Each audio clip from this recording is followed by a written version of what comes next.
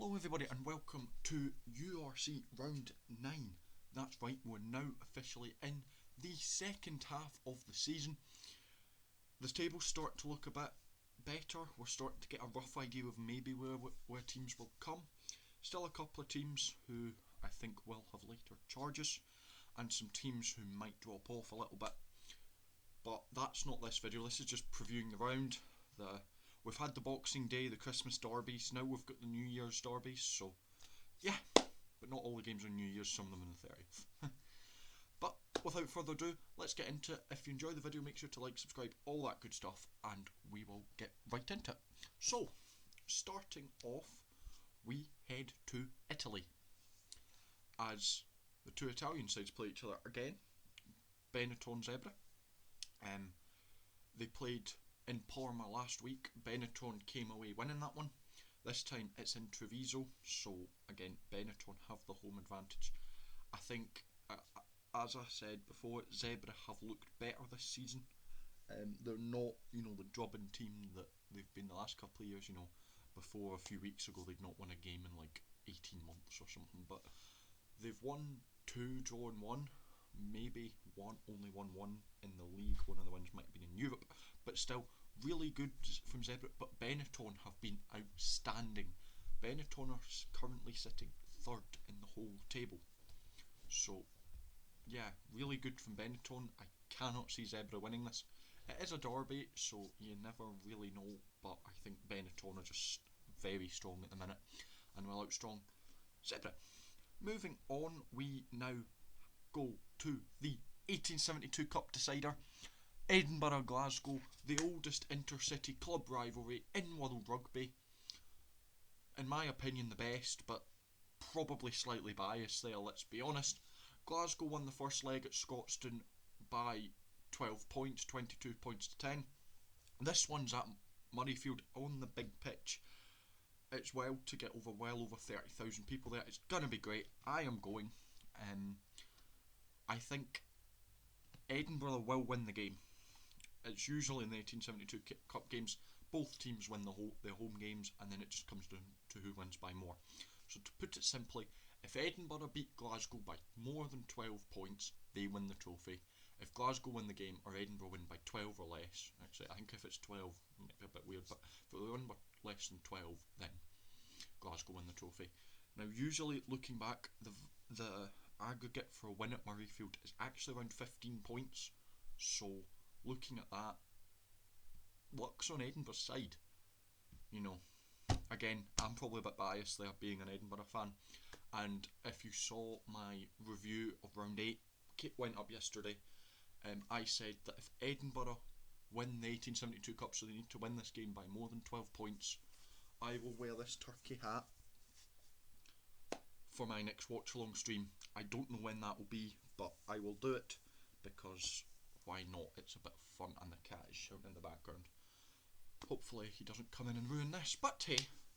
Next up we go to South Africa as the Stormers host the Sharks. Now the Stormers got a solid win over the Bulls. They've started to climb back after a poor start to the season. They are finally back into the top 8, into the playoffs, into Europe. They've got another game that they'll be looking to win. The Sharks themselves have been utterly crap this start of the thing. They've had a few good performances, but they've won 1 game in 8 rounds. I know it's completely out of character for them, and they have some of the best players in the world, some World Cup winners, or 2-time World Cup winners, but the team themselves has just been utterly dire so far. I can't see this being a problem for the Stormers, if I'm going to be brutally honest with you. Bit unfortunate to say, you'd hope that the derbies were a bit closer. It might be a tight game, but I have to side with the Stormers. Going across now, this is on New Year's Day, Monday.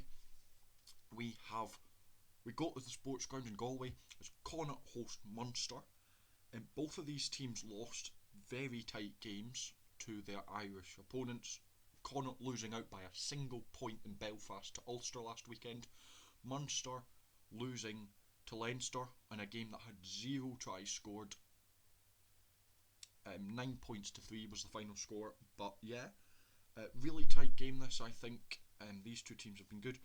Munster obviously the reigning champions looking to get a good push on.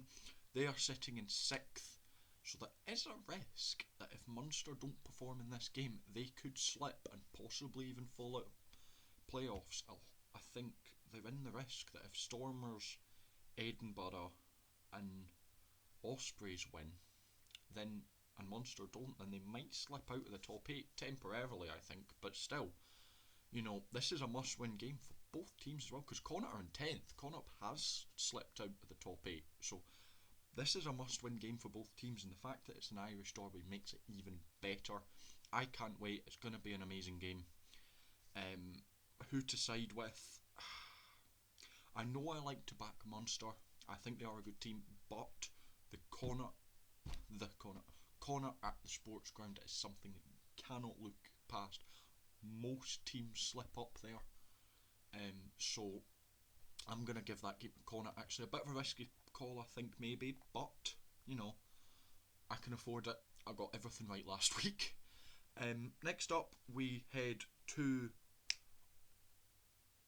Ospreys, but that's not at the Swansea Stadium, unless they've changed the name of it. I'm going to Google that quickly.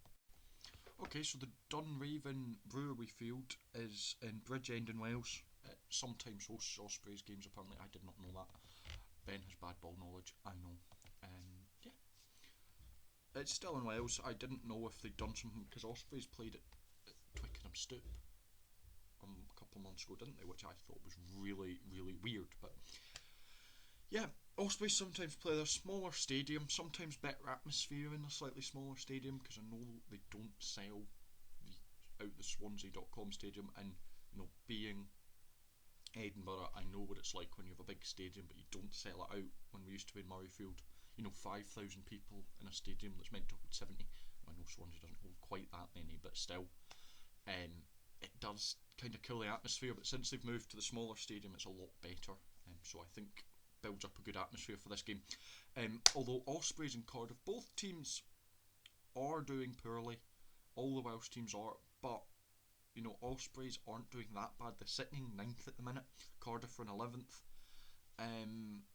They're the two better of the Welsh teams. Although Ospreys at home, or they're meant to be at home, or they are at home. I'll give it to Ospreys. I think they've been good. They got a solid win over Scarlets last week, and yeah. Next up is the two Welsh teams that really haven't been good at all. Dragons versus Scarlets. Both of these teams have massively underperformed. Dragons have only won one game this season, I believe. Ospreys have won 2, so it's not that much of a distance. 16th versus 14th, so well at the bottom. It is at Rodney Parade in Newport, so home advantage Dragons. These Welsh derbies are always really, really tough to predict. You just look at them. You had Ospreys Scarlets last week. There was scoreless until it was 0-0 at half time. And then you have the Cardiff Dragons that Cardiff put 50 points on them. So Welsh derbies are completely impossible to predict. But I'm gonna side with the Scarlets. I think they've been the slightly better of the two poor, or the slightly less bad. They've still not been good by any stretch, especially by their own standards, but they're the slightly better of the two bad. So yeah, and then next up, again a massive affair. RDS, Leinster versus Ulster, 1st versus 5th. Huge game this. Both these teams won their Irish derbies last week, narrowly against Munster and Connacht, as I've already said. But this game is looking really exciting. Yeah.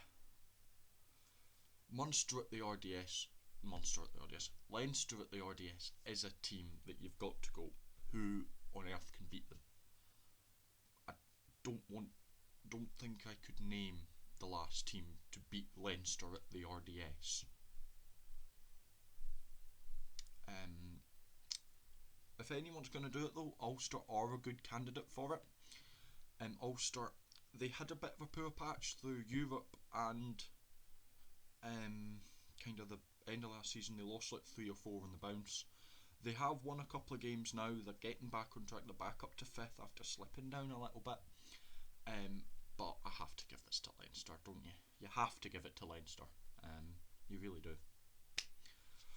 And then last up, for some reason being played on the 27th of January, and don't ask me why, I've got no idea. I will not wait for that game to bring the review out. I'll put it out in a second, probably after New Year's, because there's no point waiting like a month for games that we've probably all forgotten about quite a bit, unless they're that good and you don't forget. We won't forget about them, but you know what I mean. There'll be more games played by then. I think we're back in Europe then.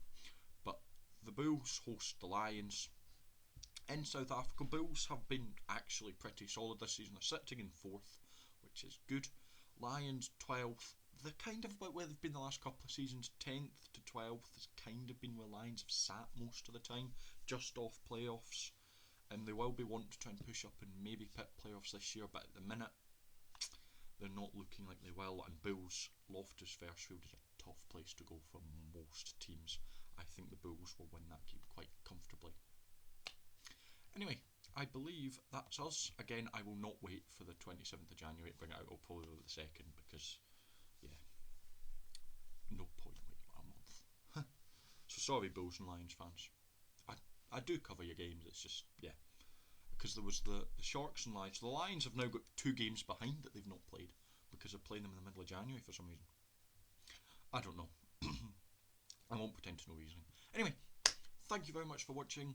Let me know your thoughts. Let me know if you agree, disagree, whatever. I'd love to know.